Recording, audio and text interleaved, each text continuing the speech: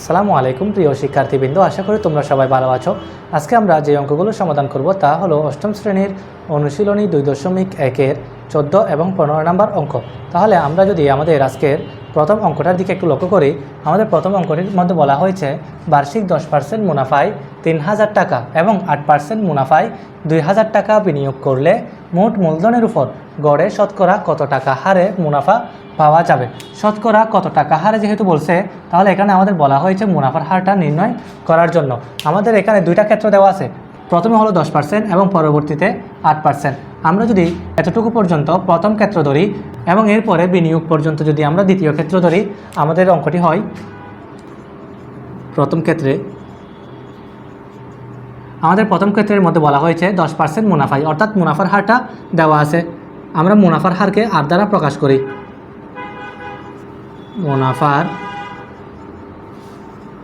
হার আর equal 10%। পার্সেন্টকে যদি আমরা ভেঙে লিখি, পার্সেন্টের জন্য নিচে 100, উপরে 10। এরপর আমাদের দেওয়া আছে 3000 টাকা। এই 3000 টাকা হলো আমাদের আসল টাকা। আমরা লিখি আসল পি সমান 3000 টাকা। বার্ষিক বলা হয়েছে আমাদের সময় n সমান 1 বছর।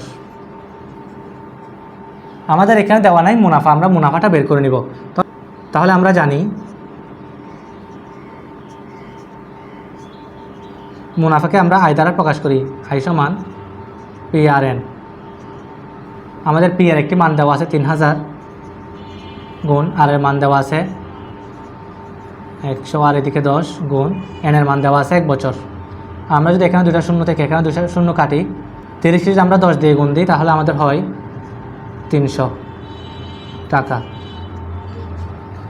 এবার আমরা যদি আমাদের দ্বিতীয় ক্ষেত্রের দিকে লক্ষ্য করি, দ্বিতীয় ক্ষেত্রে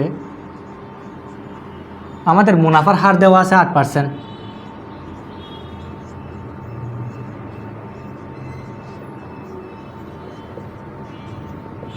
সমান পার্সেন্টের জন্য নিচে 100, উপরে 8। আসল দেওয়া আছে 2000 টাকা।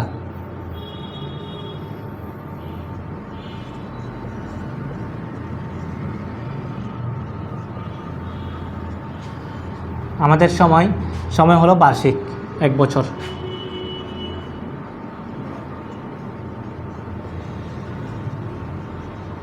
আমরা জানি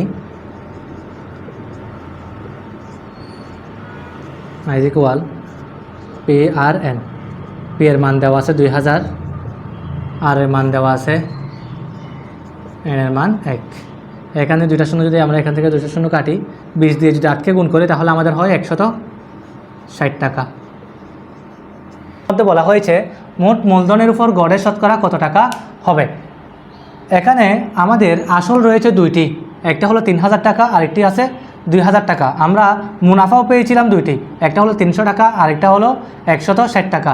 এবার আমরা দুইটি আসল যোগ করে একটি আসল বের করব, আবার দুইটি মুনাফা যোগ করে একটি মুনাফা বের করে ফেলব।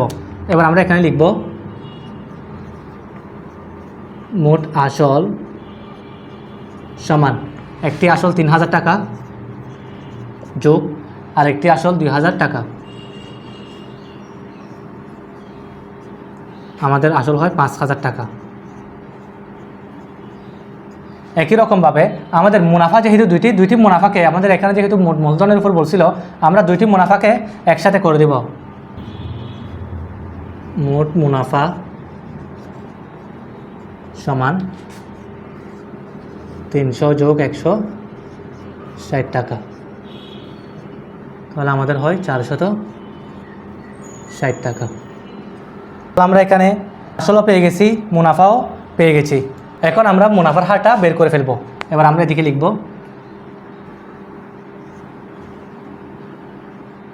এখানে আসল পি সমান 5000 টাকা, মুনাফা আই সমান 460 টাকা, সময় n সমান, যেহেতু বার্ষিক বলা হয়েছিল 1 বছর, আমরা মুনাফার হার বের করব। আর সমান, তাহলে আমরা জানি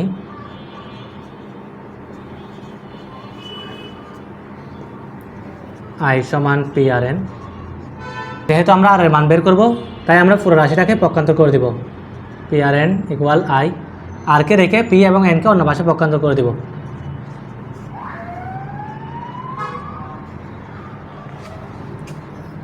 এবার আমরা মানগুলো বসিয়ে নিই। আয়ের একটি আমরা মান পেয়েছিলাম 460, পি এর একটি মান আছে 5000 গুণ এনের একটি মান দেওয়া আছে 1। যেহেতু আমরা এখানে আর এর মান বের করতেছি, তাই আমরা এদিকে 100 দিয়ে গুণ করে দিব। এখান থেকে 2টা শূন্য, এখান থেকে 2টা শূন্য কাটি, এখান থেকে একটা শূন্য, এখান থেকে একটা শূন্য কাটি।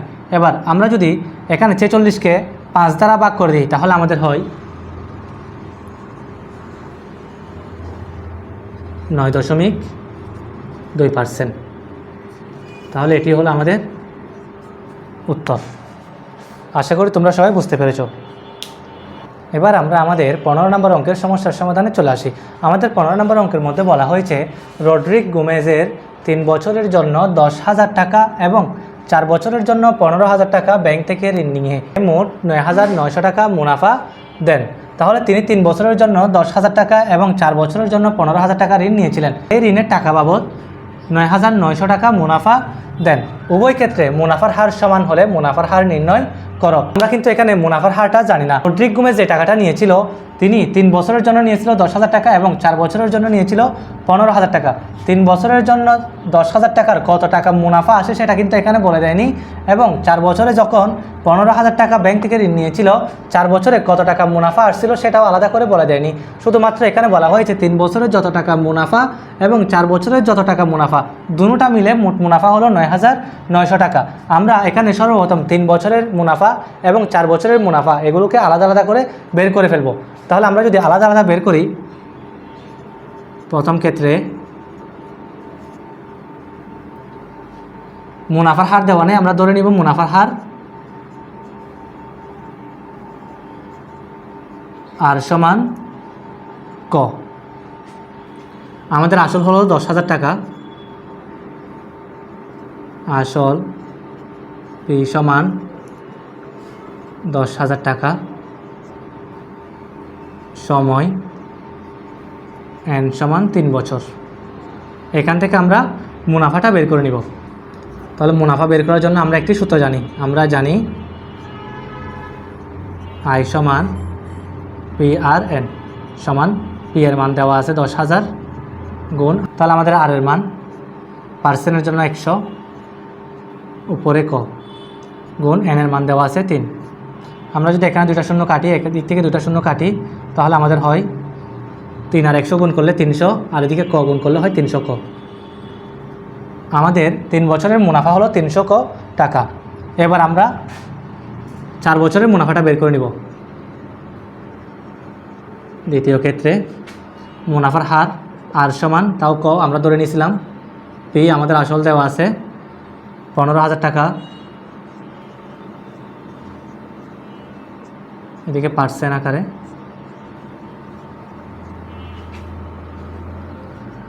এন সমান 4 বছর। এখান থেকে আমরা মুনাফাটা বের করে নেব। আমরা জানি আই সমান পি আর এন, তাহলে পি 15,000 টাকা গুণ আর ক নিচে 100 গুণ 4। এর থেকে যদি 2টা শূন্য কাটি, এদিক থেকে 2টা শূন্য কাটি, 4 আর 150কে যদি আমরা গুণ করি, তাহলে আমাদের হয় 600 ক গুণ করলে হয় 600 ক। এবার আমাদের এখানে প্রশ্নের মধ্যে বলা আছে ব্যাংক থেকে ঋণ নিয়ে মোট 9,900 টাকা মুনাফা দেন। 3 বছরের এবং 4 বছরের দুইটার মুনাফা মিলে হয় 9,900 টাকা। তো এখানে আমরা আলাদা আলাদা বের করছিলাম 300 ক এবং 600 ক। আমাদের 300 ক এবং 600 ক যোগ করে যে টাকাটা আসবে সেই টাকাটার পরিমাণ হলো 9,900 টাকা। এবার আমরা সেটা লিখে দিই। এখন 300 ক যোগ 600 ক, টাকার পরিমাণ হলো 9,900 টাকা,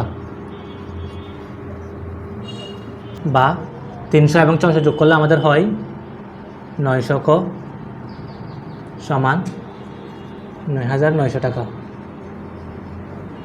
আমরা এখানে মুনাফার হার বের করবো। আমরা মুনাফার হারকে ক ধরছিলাম, তাহলে আমরা ককে রেখে 900 ক অন্য পাশে পক্ষান্তর করে দিব।